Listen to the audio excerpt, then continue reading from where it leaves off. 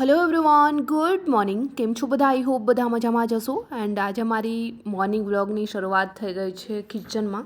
સો આજે ડાયરેક્ટલી મેં અહીંયાથી જ વ્લોગ શૂટ કરી રહી છું. મોર્નિંગમાં સ્નાન કરી એન્ડ રેડી થઈ એન્ડ ડાયરેક્ટલી કિચનમાં આવી ગઈ છું.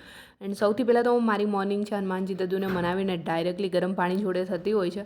સો આજે તો હનુમાનજી દદ્દુને મનાવવા નથી. સો ડાયરેક્ટલી મેં અત્યારે ગરમ પાણી જોડે જ મારી મોર્નિંગની શરૂઆત કરી રહી છું. એન્ડ આ તરફ અત્યારે પાણીની અંદર મેં હમણાંથી લીંબુ, હળદર એન્ડ મીઠું ત્રણે મિક્સ કરી અને ગરમ પાણીમાં એડ કરીને પીવું છું, જેથી કરીને આખો દિવસ છે ફ્રેશનેસ ફીલ થાય. તો આ તરફ મારું ગરમ પાણી બી રેડી થઈ ગયું છે. એન્ડ શરબત કરતાં બી વધારે મને આનો ટેસ્ટ પસંદ છે. તમે બી ટ્રાય કરી શકો છો. એન્ડ ત્યાર પછી મેં મારું મેડિટેશન સેશન કમ્પ્લીટ કરીશ. મેડિટેશન સેશન કમ્પ્લીટ કરી આ તરફ મેં નાસ્તો રેડી કરી લીધો. નાસ્તો કરી એન્ડ અત્યારે આવી ગઈ છું મારા સ્ટડી ટેબલ પર.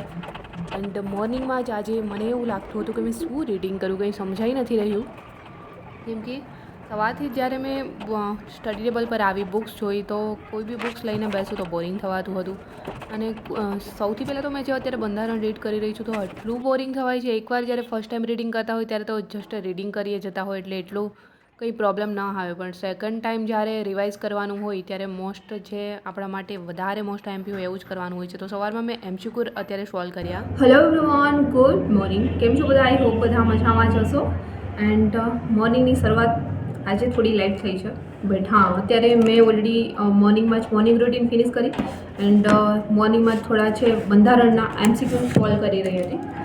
સો કેમ કે બંધારણ વાંચતા એટલું બધું બોરિંગ થવાય છે ને. અને સ્ટાર્ટિંગમાં બંધારણનો ઇતિહાસ જેટલા બી ચાર્ટર એક્ટ આપ્યા છે એ બધા રીડ કરતાં કરતાં આડાવડા થઈ જાય કે કયા ચાર્ટર એક્ટમાં કઈ એવું આપ્યું છે, મતલબ એ જ ખ્યાલ ના આવે. સો એમના માટે સૌથી પહેલાં મેં છે અમારી પાસે બંધારણની એમસીક્યુની બુક છે, બુક સોલ્વ કરી રહી હતી એમસીક્યુ, કે જેથી કરીને ખ્યાલ આવે કે પ્રશ્નો કઈ ટાઈપના બની રહ્યા છે, ઇતિહાસના મતલબ બંધારણના ઇતિહાસના પ્રશ્નો કઈ ટાઈપના બની રહ્યા છે. સૌથી પહેલાં બંધારણનો ઇતિહાસ યાદ રાખવો બહુ જ જરૂરી છે. બાકી તો બંધારણની અંદર જે માહિતી આપી છે એ બધી યાદ રહી જશે. અનુચ્છેદ, અનુસૂચિઓ, રાષ્ટ્રપતિ, વડાપ્રધાન, ઉપરાષ્ટ્રપતિ બધું યાદ રહી જશે. બટ આ ઇતિહાસ યાદ રાખવો ને, કેમ કે જે બી એક્ટ છે એ આડાવડા થઈ જાય છે. સો એટલા માટે મોર્નિંગમાં જ મેં અત્યારે આ બુકમાંથી એમસીક્યુ સોલ્વ કરી રહી હતી, જેથી કરીને ખ્યાલ આવે. શું ચલો એ તો થઈ ગયા. એન્ડ આજે મારી મમ્મા બી આવવાની છે. સો સિસ્ટરને ત્યાં તો ઓલરેડી મારી મમ્મા અત્યારે આવી ગઈ છે. સો ચલો ફટાફટથી મેં થોડું મારું કામ છે એ ફિનિશ કરીશ એન્ડ જઈશ ડાયરેક્ટલી એમને મળવા માટે. એન્ડ ત્યાર પછી તમને બી મળીશ વ્લોગમાં. આજે થોડો સમય નીકાળીને તમારી જોડે મેં થોડી વાર લાઈવ બી થઈ ગઈ જે લોકોને જે બી ક્વેરી હતી સોલ્વ કરવા માટે. એન્ડ થોડું મેં બી ડિસ્કસ કરીશ તો મારું બી માઇન્ડ ફ્રેશ થશે. તમારી જોડે લાઈવ આવું ત્યારે મારું બી માઇન્ડ થોડું ફ્રેશ થાય છે રીડિંગ કરતાં કરતાં. બટ સમય નહીં મળતો એટલે મેં બહુ લાઈવ નથી આવતી. તો બી મેં કોશિશ કરીશ કે ડેલી તમારી જોડે 10 મિનિટ લાઈવ આવું. એન્ડ કોઈની કમેન્ટ્સ હતી કે દીદી સવારમાં લાઈવ આવો. સો મેં મોર્નિંગમાં કોશિશ કરીશ કે મોર્નિંગમાં તમારી જોડે મેં લાઈવ આવી શકું. સો ચલો અત્યારે ફટાફટથી મેં મારા ઘરમાં જે બી કામ છે મારા ફ્લેટમાં એ ફટાફટથી ફિનિશ કરું એન્ડ ડાયરેક્ટલી મેં જઈશ મમ્મીને મળવા માટે. એન્ડ ત્યાર પછી જે બી દિવસના રીડિંગ થાય એ કરીશ. સો ચલો અત્યારમાં તો બંધારણના એમસીક્યુ સોલ્વ કરીને થોડુંક એમ થયું છે ચલો કંઈક તો આવડે છે. નહીં તો કાલે તો મને બંધારણ એક બુક્સમાંથી મેં રીડ કરી રહી હતી, મને એમ થતું હતું કે કંઈ જ આવડતું જ નથી. આટલું બધું રીડ કરવા છતાં આખી બુક રીડ થઈ ગઈ છે. સેકન્ડ ટાઈમ રિવાઇઝ કરી રહી છું, લેક્ચર જોયા છે છતાં બી.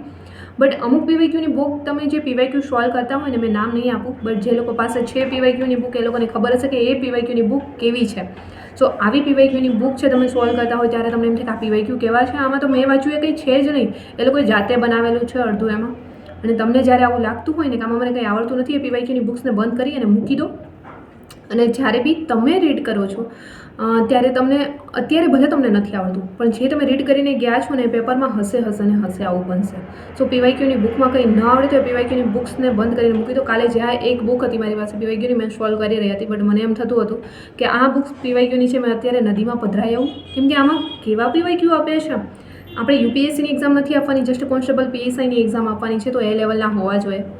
સો ચલો જે લોકો પાસે બુક છે એ લોકો સમજી ગયા છે કે મેં કયા પબ્લિકેશનની બુકની વાત કરી રહી છું. મેં નામ નહીં આપું અહીંયા, બટ નથી સોલ્વ થઈ રહ્યા, એમાં કંઈક અલગ લાગી રહ્યું છે તો બંધ કરીને સાઈડમાં મૂકી દો, જેથી કરીને તમે રીડિંગ કર્યું છે ને એ રીડિંગ તમારું ખરાબ ન થાય અને ડિમોટિવેટ ન થવાય. નકર કેવું થાય કે આટલું બધું રીડિંગ કર્યા પછી એક એમસીક્યુ સોલ્વ ન થાય ને ત્યારે આપણે ડિમોટિવેટ થવા લાગતા હોય છે કે અરે યાર આટલું રીડ કર્યું મને નથી આવડતું. બટ એ આપણો ફોલ્ટ નથી. જે એમસીક્યુ પીવાયક્યુ નીકળ્યા છે એ એક્ઝામમાં આવવાના જ નથી ઓલરેડી. અને હસમુખ પટેલ બી કહે છે કે મોક ટેસ્ટ તમે આપો છો એ જરૂરી નથી કે પેપરમાં એવા જ પ્રશ્નો આવશે. આ તો જસ્ટ તમારો છે એક્સપિરિયન્સ થઈ શકે, મતલબ પેપર સોલ્વ કરી શકો એટલા માટે અત્યારથી તમને પ્રેક્ટિસ થઈ શકે. પ્રેક્ટિસ માટે મોક ટેસ્ટ અને પીવાયક્યુ કરવાના છે. પીવાયક્યુની બુક્સ બી એવી કરવી જોઈએ કે કોન્સ્ટેબલ અને પીએસઆઈને લગતા પીવાયક્યુ આપ્યા હોય, યુપીએસસી લેવલના નહીં. એ આપણે એક્ઝામ નથી આપવાની. સો આ ખાસ ધ્યાનમાં રાખજો, જેથી કરીને તમે બી મારી જેમ ડિમોટિવેટ ના થાવ. એન્ડ ઘણા લોકો ડિમોટિવેટ થઈ જશો તો ફરી રીડિંગ કરવાનું છોડી દેશો. આવું નથી કરવાનું. જસ્ટ 2 મંથ બચ્યા છે, આ વસ્તુનું ખાસ ધ્યાન રાખવાનું છે. સો ચલો, આઈ હોપ કે હવે ખ્યાલ આવી ગયો હશે. ઘણા લોકો કમેન્ટ્સ બી કરે છે કે આ બુક્સ મેં રીડ કરી, મેં તો આટલું રીડ કર્યું ને એટલું ડિમોટિવેટ થઈ જવાય છે. આ વાત તમારી સાચી છે, મેં તમારી જોડે સહમત છું, જે લોકોની કમેન્ટ્સ છે એ લોકો જોડે. સો ચલો, મેં બી અત્યારે ફટાફટથી મારું થોડું કામ છે ફિનિશ કરી, રીડિંગ થશે તો કરીશ, તો ડાયરેક્ટલી જઈશ મમ્માને મળવા. એન્ડ આ તરફ અત્યારે તમે જોઈ શકો છો બહારનો નજારો. આજે પવન થોડો વધારે છે, ઠંડી બી લાગી રહી છે, વાતાવરણ અચાનક ચેન્જ થઈ ગયું છે. આ તરફ તમે જોઈ શકો છો. કોઈ નહીં, ચલો આજે મમ્મા બી આવી ગઈ છે. સો મેં જઈશ ડાયરેક્ટલી એમને મળવા. સો ફટાફટથી મેં બી નીકળી જઈશ સિસ્ટરને ત્યાં જવા માટે. મમ્મા ત્યાં આવી ગઈ છે. સો આ તરફ અમારું ડાઘુ પૈસા લઈને બેસી ગયો છે ગણવા માટે અત્યારે. એન્ડ ગમે એટલા પૈસા ગણવા આપો એમને, જસ્ટ 5 જ થાય. પૂછીએ કેટલા થયા તો કે 5 છે. આ છે મારી મમ્મા, તમે જોઈ શકો છો, ઓલરેડી ઘણીવાર વ્લોગમાં જોયા હશે. તો ચલો, આજે તો શું નીકળે? આનું આઈસ્ક્રીમ, પછી આની હે તો આ શ્રીખંડ બતાવી દે તો કેટલા બધા છે ડાઘુ પાસે. કેટલા બધા છે. શો ચલો, અત્યારે થઈ ગયો છે બપોરનો સમય. આ તરફ સિસ્ટરે જમવાનું રેડી કરી લીધું છે. જમી એન્ડ આ તરફ મમ્મા રેસ્ટ કરી રહી છે. રેસ્ટ કરીને અમે લોકો આવી ગયા હતા અમારા ફ્લેટ પર. અહીંયા મમ્મી અને સિસ્ટર બંને થોડીવાર બહાર શોપિંગ કરવા ગયા છે. તમે જોઈ શકો છો, નીચે આવતા હતા, દેખાયા હોય તો. એન્ડ સાંજના સમયે આવી ગયા છે ઘર પર. એન્ડ આવીને જમવાનું રેડી કર્યું. એન્ડ ચલો, અમે બી જમી લેશું. એન્ડ આજનો વ્લોગ બી મેં સમાપ્ત કરીશ. જલ્દી મળીશું મારા એક ન્યૂ વ્લોગ સાથે. ત્યાં સુધી બધાને બાય એન્ડ ટેક કેર.